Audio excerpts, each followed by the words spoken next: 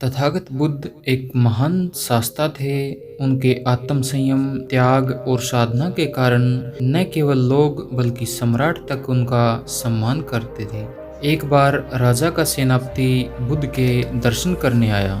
दर्शन करने के पश्चात उसने बुद्ध से एक विचित्र प्रश्न किया और पूछा, तथागत यह बताइए कि क्या स्वर्ग और नरक का अस्तित्व वास्तव में है या केवल कल्पना मात्र और लोगों को डराने का ही साधन है। बुद्ध पहले तो उसकी ओर एकटक देखते रहे, फिर उन्होंने उनसे पूछा, अच्छा पहले ये बताओ कि तुम काम क्या करते हो। सेनापति ने गर्व भरे स्वर में उत्तर दिया, मैं एक सेनापति हूँ। बुद्ध शांत स्वर में बोले, क्या कहा?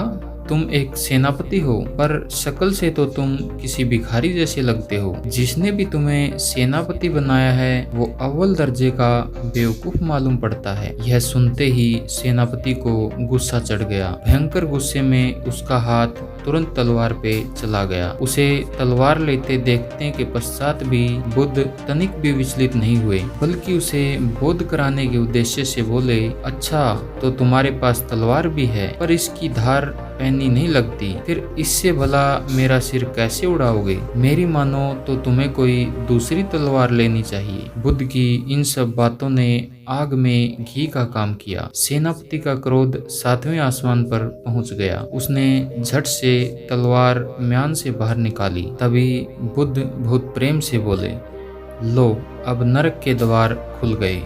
उनकी वाणी के अपूर्व तेज और निर्भीकता को देखकर वह नतमस्तक हो गया।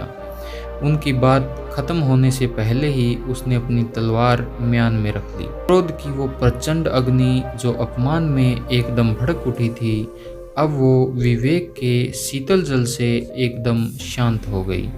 सेनापति की तलवार म्यान में रखते ही बुद्ध बोले, लो अब स्वर्ग के द्वार खुल गए। बुद्ध के शब्दों में छिपा ज्वलंत शब्द उस सेनापति को अब समझ में आ चुका था।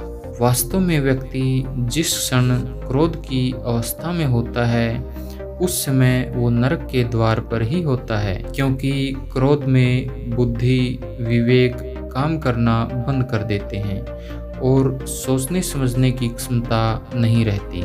कर्तव्य व अकर्तव्य का बोध नहीं रहता।